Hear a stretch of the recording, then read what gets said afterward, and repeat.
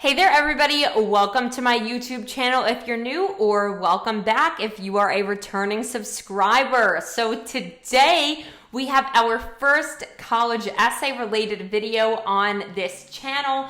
So I'm so excited. This is actually going to be me tearing my own high school common application essay to absolute shreds. First of all, for your own entertainment, but more so for your own benefit, so you can kind of see all of the things that I did wrong in high school and how to correct this. I now coach students with their own common app essays, scholarship essays, supplementals, and I know, a little bit about how to write these essays. So let's look at the mistakes that I made so you guys don't make them. And hopefully you learn a lot about what to do for your own college essay. So without further ado, let's jump into the video. Alrighty, so here it is, my very own high school common application essay. So we are going to, as I promised, begin tearing it to shreds very shortly. So in retrospect, this essay should have and could have been a lot better. But the whole point of this video, guys, is to show, first of all, your writing and skills improve exponentially with time. Second of all, I want to show you the mistakes that I made as a naive high schooler, wasn't really aware of how to address this essay.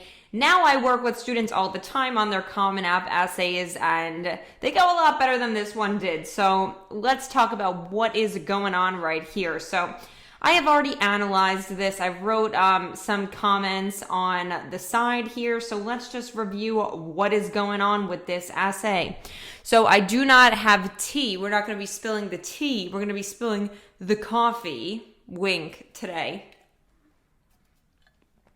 Alrighty, so this is definitely a really common prompt. The lessons we take from obstacles we encounter can be fundamental to later success. Recount a time when you faced a challenge, setback, or failure. How did it affect you, and what did you learn from the experience? So I first want to start off with my topic, which we'll obviously see unfold as we read through this essay. My topic here was the history fair, which for those of you who don't know, it's basically like they'll give you a theme each year, like an important person or some historical period, and you basically have a choice as to how you want to express your project, whether that's through a website, a poster board, you can do a play, a documentary, anything like that, based off of the topic. So we've done a few different things throughout the years. Like I'm trying to think of some examples of things that we've done. Like we did, I know, the World War II draft. We've done Japanese internment camps. We did, I'm trying to think, the advent of Braille, stuff like that. Basically, you try to fit whatever the topic is to the general theme of the project. So this is basically talking about how over the years I've been participating in this fair from 6th grade all the way through 12th grade, and many years I put in so much effort. This was like a full-time job other than school, and I was not very successful with this. So my problem with this is I feel like it's such a cliche topic. I mean, I think all of us at some point in school do like a science fair or history or whatever it might be, any sort of academic competition.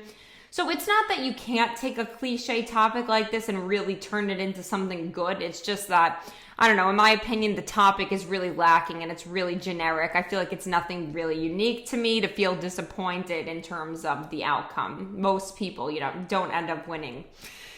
All right, so let's then see. So my first thing that I really don't like about this essay, looking back at it, is saying failure is a touchy subject for many, myself especially.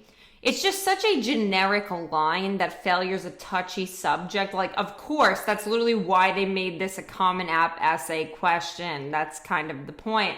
And obviously, if I decided to select that of all the questions, it's very true for myself especially. So yeah, kind of a generic opening doesn't help me at all to express who I am or what's going on. So I really don't like that opening. And then we have raised in a town laden with competition and perfectionism. Well, that's definitely true. I was raised in a very competitive school district. I was taught that failure is solely negative. So I have a problem with that, and that I wasn't taught that. That's more so what I absorbed from the situation. So it kind of sounds like I'm shunting blame away from myself and projecting it onto the school district or the environment, which if I'm trying to show personal growth, I should have owned up to that and said that that's my interpretation of it, not that that was objectively how it was. And now I'm saying, which contradicts the previous thing, I grew into the idea that there was nothing to take out of failure besides feeling inadequate and ashamed. So now I'm saying that I had that idea, but in the previous sentence, I'm kind of blaming it on external factors. So I wouldn't even mention that I was taught anything. It's more so that was my interpretation of it in the competitive environment. So that's fine. I could definitely have started this by saying that I grew up in a very competitive school district in terms of academics, but I didn't need to, shunt the blame anywhere else. And when I actually start getting into the topic, I could have just gotten into this immediately. The first paragraph honestly wasn't that necessary. I don't need to literally cite out word for word an experience I can recount pertaining to my failure. I could have just zoomed right into the moment. Like, we are at the high school history fair. I don't need to actually spell it out. Like, if I pick this as the essay prompt, they obviously know that this is the situation where I encountered failure. All right, so here I'm giving background. I have competed in the competition since 6th grade and still do. I didn't win the first year and fell short the second year, coming in 3rd place at Hofstra. So I'm talking about my experience of the 3rd year of doing the history fair. So my experience prior to that is really irrelevant to the scope of this essay. I don't want to waste words talking about irrelevant background information. I think the one thing that I really did lack on here is I owe the reader some context as to what the history fair even is. Not everybody is familiar with that competition, especially, the people who look at your essays in the college admissions department. They might not know what that is. I should have given background like I did in the beginning of this video as to what the history fair is, how we pick a topic, the different ways you can do it. So they know what I'm talking about. So when I actually explain why I was upset with the situation, it makes some sense rather than just praying that they kind of understand the context clues I'm dropping. So I should have removed the background that's irrelevant to this year at the history fair and actually given more background on what the competition even entails.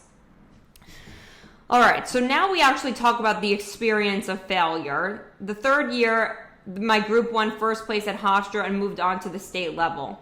Okay, so again, obviously some more background is necessary here for the reader to fully comprehend what I'm saying. So the first round of this competition occurs basically like on the county level. So you do the county level and then you advance to the state level. So we won the county level, so we were moving up to the states, which I think I definitely needed to explain here. The drive dragged on as we moved along the rural roads of upstate New York. I was jittery and unable to sleep that night, knowing that failure was a possibility. Okay, I would phrase this a little bit differently, given that that sounds overly pessimistic. So yes, the essay is centered about failure, but as you guys know, you want to express yourself, convey yourself in the most positive light possible, even with failure being the subject of discussion here. So I maybe should have said I was jittery and unable to sleep that night, knowing how much work I had put in and what was at stake. Not that failure was a possibility. It's more so that I want to win and I should look at it through that light, not that, oh my goodness, I might fail. So more optimistic. My friends and I had invested copious time into perfecting the project, knowing that it might not pay off haunted me tremendously. Again, it's a little bit negative, too negative. I should have portrayed myself in a more positive light, in my opinion, at that point. The next day was our interview. I wasn't very confident regarding how it went. Okay, here's a really big thing for the Common App essay and your essays in general. Show, don't tell. I wasn't confident. Why wasn't I confident? Honestly, at this point, so many years later, I wish I could tell you guys that I remember. I honestly don't.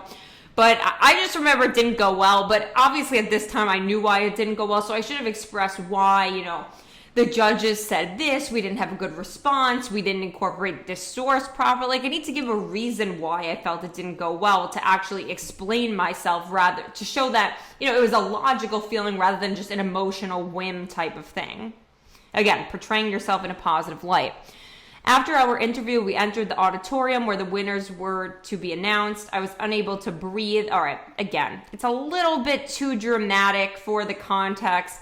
I was unable to breathe. I probably was unable to breathe, but again, guys, we want to sound professional here. It's a little too dramatic. I would express it more so, as feeling nerves and anxiety, not like a life or death panic situation. Hearing the speaker descend from third place to first of all, descend is not the right word here. When you go from third to first, you're going up the ranks, not down, so you're not descending. So use of vocabulary, very important. Double check your words before you submit your Common App essay, please. From third place to first made my heart palpitate more and more each second. Again, very dramatic. I could have actually expressed more about how I was feeling than just being this dramatic and over the top. Upon realizing that our names had not been called. Okay, so I've actually made videos about this before. This is grammatically incorrect. After you give a description of somebody or something, you have to put that noun immediately after the comma. So this should be saying, upon realizing that our names had not been called, my friends and I, yada, yada, yada.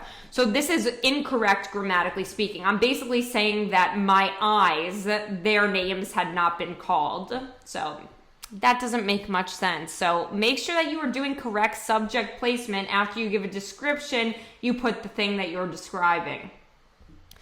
This was not some insignificant competition to me. I put pride in my work and expected it to pay off. Angry and hurt, I blamed the judges, swearing that no project could have been better than ours.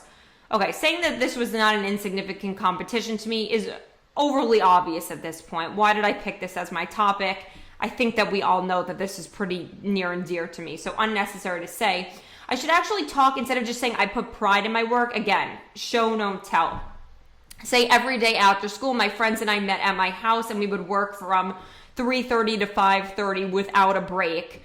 And that actually was the truth of it. So talk about the actual amount of time I put in, how many meetings I had with my teachers, like actually give more detail as to, how long I put into this project, what the scope of doing this project really was.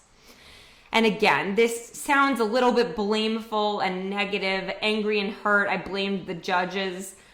I really should have said I was hurt with the outcome. I shouldn't again have shunted the blame elsewhere. This sounds like a very blamey essay. Like in the beginning, it's the school that's competitive and I learned that failure was bad. No, that was my interpretation of it. And my interpretation of it was that the judges were wrong. Not that that was objectively true.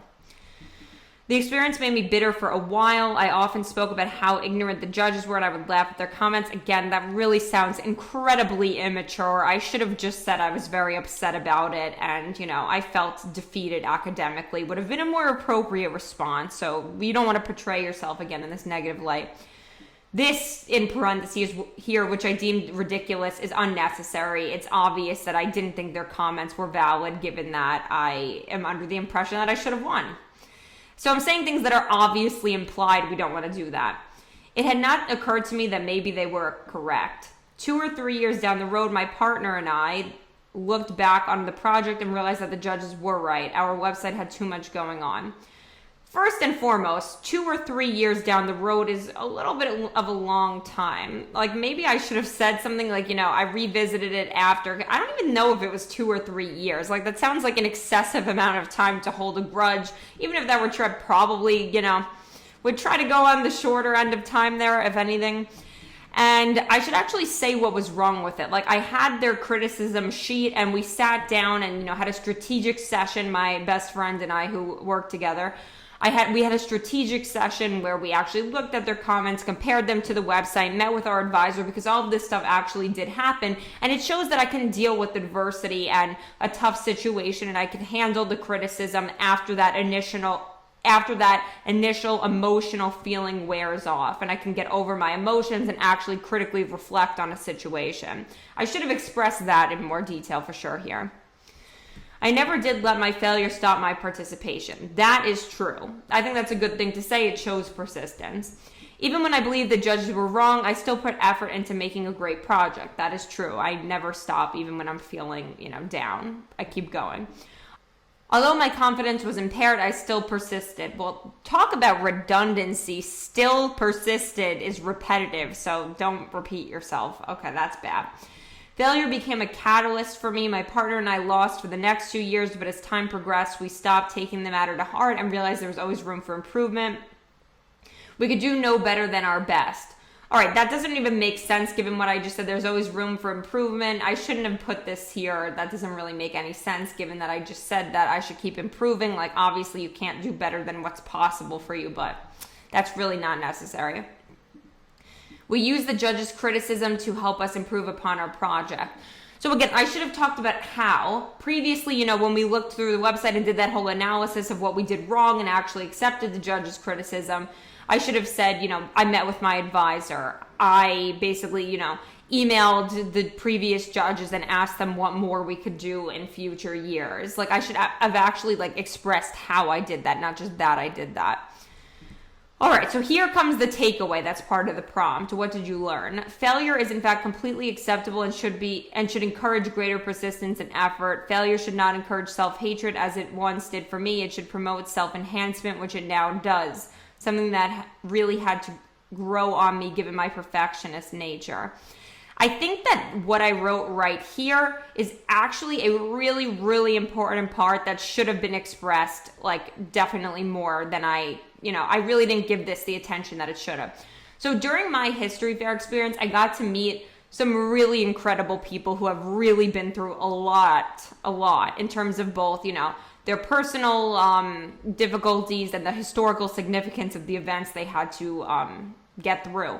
So I met a blind man who uses a Braille machine, a World War II veteran, the niece of a Triangle Shirtwaist factory fire victim, a Triangle Shirtwaist fire historian, 2 Japanese internment camp survivors. So I really met a lot of incredible people. It taught me incredible communication skills. I had to really go, out of my way to try to contact these people and meet up with them. It really wasn't easy. It taught me a lot of great communication skills, and it really fundamentally changed my outlook on life. Getting to talk to these people, forget about this stupid project or winning. It was really just about the experience that I took away from that. And that's something I really should have emphasized at the end. That would have been a really great takeaway, that it's not about the conclusion. It's more about the journey, not the destination, but the experiences that are involved with getting to that ultimate destination. That should have been the thing that I highlighted, because honestly, that was the thing that impacted me the most. So sometimes we feel a certain way, but it just doesn't come out in the writing, and I should have done that.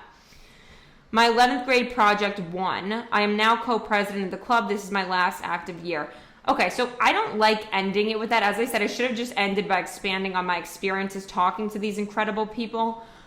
I don't think ending the essay with the fact that I was successful is first of all necessary, and it kind of detracts from my point. I shouldn't only be happy now that I'm successful, that I've moved up in the club and that we had some success with the project and we won some awards. That kind of is not the point here. The point is I dealt with failure. I had a really hard time accepting it, but I found out that, this is a natural part of life, and it's really more about the experience than it is about the outcome. And I should have stopped it there. Showing at the end that I've achieved success, I think really takes away from the point that it's the failure and getting through it that's kind of addressing the question that they're talking about here at hand. All right, so that was me ripping apart my Common App essay. If you guys want a video of me actually, maybe rewriting it, reconstructing it, obviously with the same topic, what I would have done now, just comment that below. Maybe I will actually rewrite this essay as it should have been written, with appropriate grammar, focusing on the right things. So just drop that in the comments, guys. But I hope you enjoyed today's video. Thanks so much for watching. Take care.